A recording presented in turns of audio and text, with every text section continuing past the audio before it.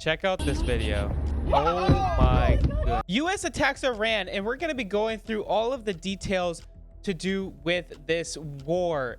And it is absolutely wild stuff. And we're going to be going to a pastor in Dubai who knows lots of Iranians, and they're claiming that they are happy that this is happening. They're happy that the regime could be taken out because there's so many Christians that are getting persecuted, are being completely tortured, going through terrible stuff. So this is what's going on in reality. It's scary. We got to be praying for God's peace and that God's protection will be on civilians and that no deaths in general will happen. I know this is a scary time. We got to be praying for God's direction. So let's get into it. Check out this video. Oh my goodness. What you just saw right there was Iran's retaliatory missile strikes against Bahrain, and specifically ballistic missile strikes. Ballistic missiles and smoke could be seen rising over Tehran's skyline after the U.S. and Israel carried out military strikes on targets across Iran early Saturday. Literally the entire Middle East is at war. They attacked essentially every single Middle Eastern country that was allied with the United States. We're going to check out a speech from Donald Trump here. Short time ago, the United States military began major combat operations in Iran. Our objective is to defend the American people by eliminating imminent threats from the Iranian regime, a vicious group of very hard, terrible people. Its menacing activities directly endanger the United States, our troops, our bases overseas, and our allies throughout the world. For 47 years, the Iranian regime has chanted death to America and waged an unending campaign of bloodshed and mass murder, targeting the United States, our troops, and the innocent people in many, many countries. Whether war is good or not, we have to admit that Iran was a massive Islamic country that persecuted Christians like no other. Like, I don't know how I feel about this war. Like, it's scary. People are going to die. U.S. people are going to die. He said it himself that U.S. people are going to die, like troops. Did they have threats of them building ballistic missiles that they could possibly reach the United States? Apparently that's what they're claiming. It's a scary situation. Iranian forces killed and maimed hundreds of American service members in Iraq. The regime's proxies have continued to launch countless attacks against American forces stationed in the Middle East in recent years. The United States is trying to hack into these prayer groups and saying, attack the regime. This is your chance to take over the terrible regime. Stuff like that, which is wild. So we're going to be looking now at some of the things that U.S. did so far. Like, look at that. That's... What you just saw right there was Iran's retaliatory missile strikes against Bahrain, and specifically ballistic missile strikes directed against the U.S. 5th Fleet Naval Support Activity installation in Bahrain. Iran retaliated against every nation. Yeah, look at this. They retaliate against Israel, Saudi Arabia, Qatar, UAE. Wow. US ARPA. Dang, what if that's crazy? Essentially in the Middle East, other than Oman, following the United States and Israel launching a joint military operation and attack against Iran late last night. The United States is calling its military strikes with Israel against Iran Operation Epic Fury. At the Midas Touch Network, we are calling it Operation Epstein Fury. So that's their side. He thinks it's because of Epstein. It's all to do with regime change. Like, this could be literally World War III. We need to be praying and asking God for guidance in peace and direction, because seems like what's going on. Alternative to a nuclear deal with Iran would appear to be a military conflict. Today, Iran and Russia conducted joint naval drills in the Gulf of Oman. So, as talks with Iran's dictatorship go absolutely nowhere, those guys are teaming up with Russia to send a message to the United States that this isolated regime is not alone, even as they back themselves into a corner with their refusal to step down, perpetuating protests inside their country and around the world from those who want change, as well as triggering an unprecedented U.S. Definitely that they want change. military buildup, which could soon have to face off with the Russians. With the drums of war beating louder, in the Strait of Hormuz, Iran and Russia held live-fire naval exercises, which included vessel raids and ship seizures. Why do they need an intercontinental ballistic missile? That's a missile that goes far. The reason is so they have the ability to attack the United States. So why are they spending billions of dollars to create that missile? It isn't for Israel and it isn't for Europe. It's for us. Well, Iran, as usual, keeps thinking they can get away with it, that America isn't watching. And this posturing for war, I think, is a major mistake on behalf of the Iranians. The history shows it only ends badly for them. The U.S. is engaged in the largest military buildup in the Middle East since the eve of the Iraq War. F-15 fighter jets, stealth F-35s, KC-135 refueling tankers, and a squadron of F-22 Raptors. As Trump said, 15 days, we're going to get a deal one way or another. And Trump has been very careful to say there's one way that's got consequence that they don't want. He was very clear about that. It is boiling over.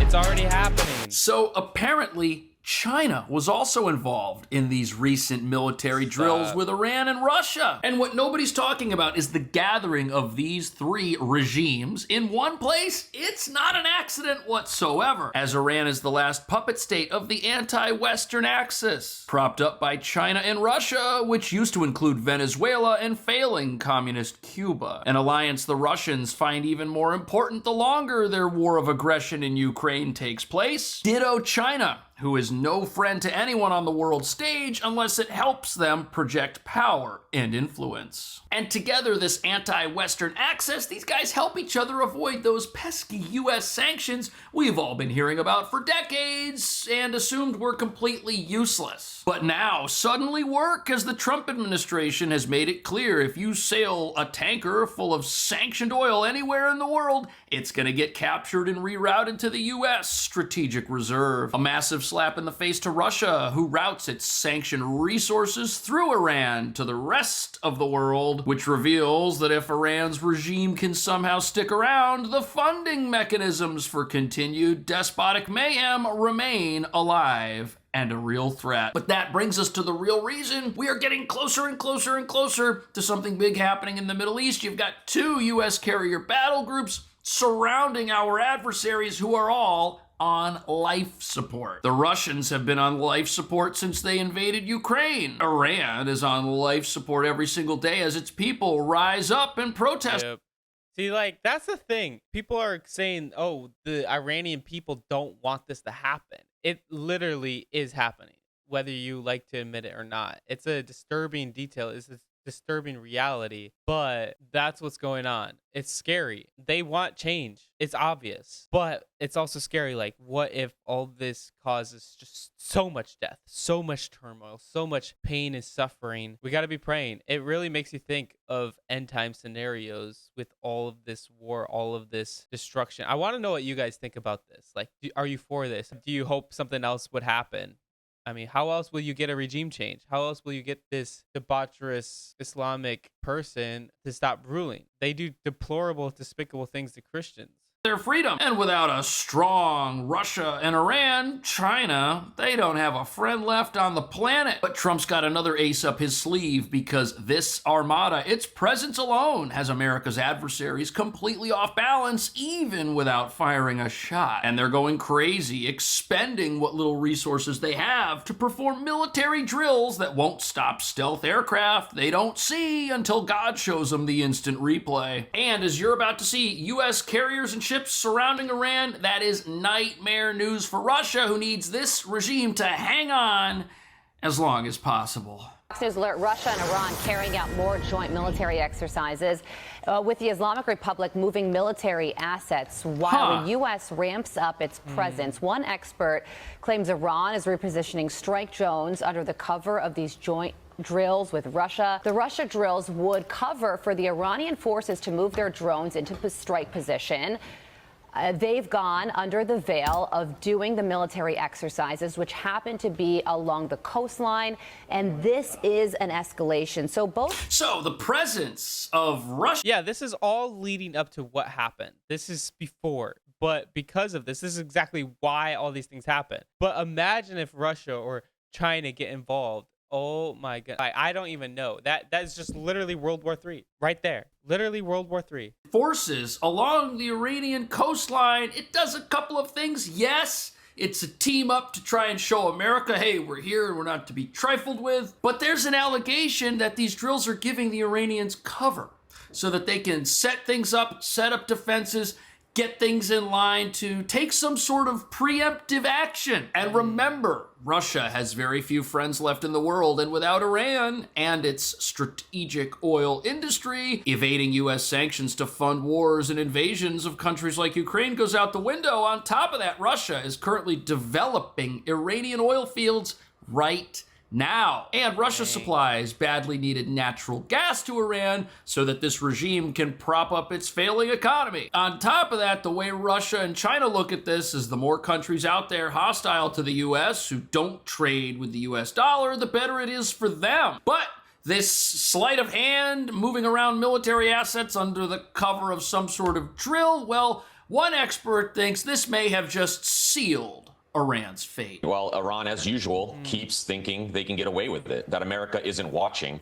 And this posturing for war, I think, is a major mistake on behalf of the Iranians. History shows it only ends badly for them. Between us and the Israelis, we have a lot of intelligence information on them. They like to hide their drone operations under this guise of exercises, but yet we're almost, flying ours in broad daylight. And I think that's the difference between a regime pretending to project strength and a real military that actually has it. What we're seeing right now, it's not just this routine military maneuvering. It's a chess match in the air. Iran's repositioning strike drones under the cover of these drills with Russia. And that tells me two things immediately. First, they still don't want transparency. And second, they're testing this battle positioning under plausible deniability. And by the way, let's not forget that this is exactly what Russia did before they went to war in Ukraine.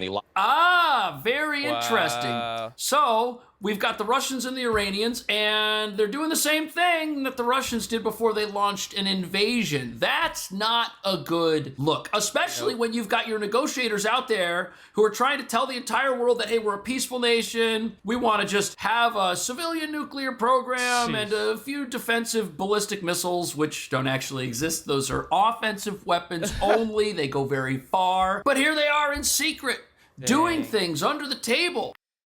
Like, if he could attack the United States, if he could reach the United States, that is a disturbing thought. It's very scary. So now we're going to look at some live updates. So this is in Israel. At about 8:15 Saturday morning, air raid sirens blared across Israel. Moments later, reports of a massive, coordinated U.S.-Israeli preemptive strike on Iran. Explosions were reported across Tehran and multiple military sites as the White House released a recorded address from President Donald Trump. For these reasons, the United States military is undertaking a massive and ongoing operation to prevent this very wicked, radical dictatorship from threatening America and our core national security interests. We are going to destroy their missiles and raise their missile industry to the ground. It will be totally, again, obliterated. Israeli officials confirmed hundreds of strikes, including missile launchers in western Iran, while U.S. forces targeted Iranian naval assets in the Persian Gulf. The Israel Defense Forces say the operation was months in the making, built around a major intelligence effort to identify what it called an operational opportunity when senior Iranian officials were convened. Officials also confirmed the strike was deliberately launched in the morning, not under the cover of darkness. In a video message delivered in Hebrew, Prime Minister Benjamin Netanyahu said the goal is to remove what he called an existential threat posed by the Islamic Republic and to create conditions for Iranians to change their destiny. A message echoed by President Trump. Finally, to the great, proud people of Iran, I say tonight that the hour of your freedom is at hand. Stay sheltered. Don't leave your home. It's very dangerous outside. Bombs will be dropping everywhere. When we are finished, take over your government. It will be yours to take. This will be probably your only chance for generations. In response, Iran fired multiple barrages toward Israel. Israeli authorities report at least one man lightly injured. Who's going to take over, though? We don't want the same thing to happen that happened in Afghanistan or Iraq. Like, that's the problem. If you just have regime change, it's going to be something totally terrible. Like, I understand the Venezuela situation, but in Iran, you think they're all Muslims. They're always going to have the same Sharia law that is just completely opposite of the Western society of Christian values. Reports also indicate Iran's supreme leader has been moved to a secure location as the situation remains fluid. Back in Washington, President Trump issued a direct warning to the Islamic Revolutionary Guard, urging them to lay down their weapons or face certain destruction. He also called on divine protection for U.S. forces. We pray for every service member as they selflessly risk their lives to ensure that Americans and our children will never be threatened by a nuclear-armed Iran. We ask God to protect all of our heroes in harm's way, and we trust that, with his help, the men and women of the armed forces will prevail. The president closed his address with a final appeal to the Iranian people. So let's see how you respond. America is backing you with overwhelming strength and devastating force. Now is the time to seize control of your destiny and to unleash the prosperous and glorious future that is close within your reach. In Jerusalem, Paul Petit, CBN News. Israel and the Middle East. And we also have one of those countries. There have been about 7 countries that have been hit by Iran, including Israel. And joining us right now is Pastor Robbie Dawkins in Dubai. Pastor Robbie, great to be with you once again. You have a great insight into what's happening in the underground Iranian church. First of all, tell us what's happening in the country you're in right now. Strikes down in Abu Dhabi. And up in this area, we've been hearing mortar blasts in this. I think even we're hearing stuff even coming from Qatar. There have been strikes against Qatar as well. What brings you to Dubai, Robbie? What are you there for? We're here gathering medical supplies and supplies to be shipped into Iran to help with underground clinics. Currently, if any Iranians that come that have been a part of the protests show up at the hospitals, they are said that they will be killed. So there's underground clinics that are lacking medical supplies, and we're here gathering those and sending them, shipping them into Iran for those underground clinics. Wow. Yeah, and Pastor, what have you been hearing from inside Iran, especially from the underground church? Well, they're thrilled. They're celebrating. They're excited. They're dancing in the streets. Way. They're telling me that they could not be more excited. Today is the day of salvation. Now liberation has come, and they are just celebrating the U.S. and Israel with the strikes. It's been a long time for them waiting, and That's what I'm saying. Like, as much as this war is scary and I'm afraid of it, there's Christians in Iran that are fearful for their lives, and they are celebrating that possibly they could have freedom. Will this bring any good? I don't know. We got to keep on praying to God to help this situation. Like, I don't even know what to say, really. We got to pray for people to be safe, Christians to be safe, and that God's will be done. Not be more thrilled. I know one Iranian that is not happy about what's happening right now. Wow. What is the next step? Do you think that people will rise up as the president called them to? Is that the next step, Robbie, that we're going to see? Yes, they're prepared for that. I know many groups of young Iranians that have been training and have been equipping for a long time. They've been going through endurance training and things like that so that they could forcibly, if necessary, step in and take over the government. They are ready to do that. Of course, they are not looking to take over and lead themselves, but to see the topple of that take place. And we've been sending in every bit of reinforcements we could to help them in doing this. And so they're thrilled, they're excited, they're ready to go, and they're ready to see a new day in Iran come, and it be a day of peace. Yeah, we have heard reports that Reza Pahlavi is preparing, for a 6-month transition, Lord willing, if the regime falls, and that there is a transition to a democratic government.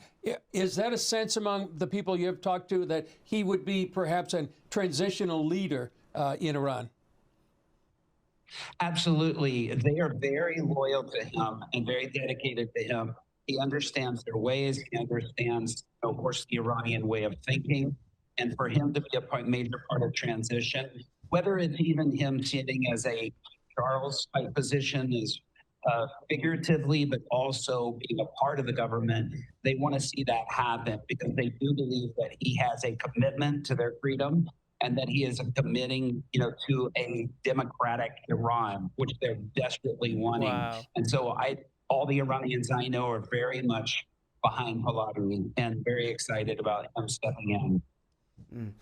Robbie, we're seeing a lot of reports that the IDF is notifying people on the ground in and around strike areas, obviously military bases, but strategic locations. Are you hearing anything about those kinds of notifications going in? We know there's also an internet blackout. I mean, are any messages getting in and out?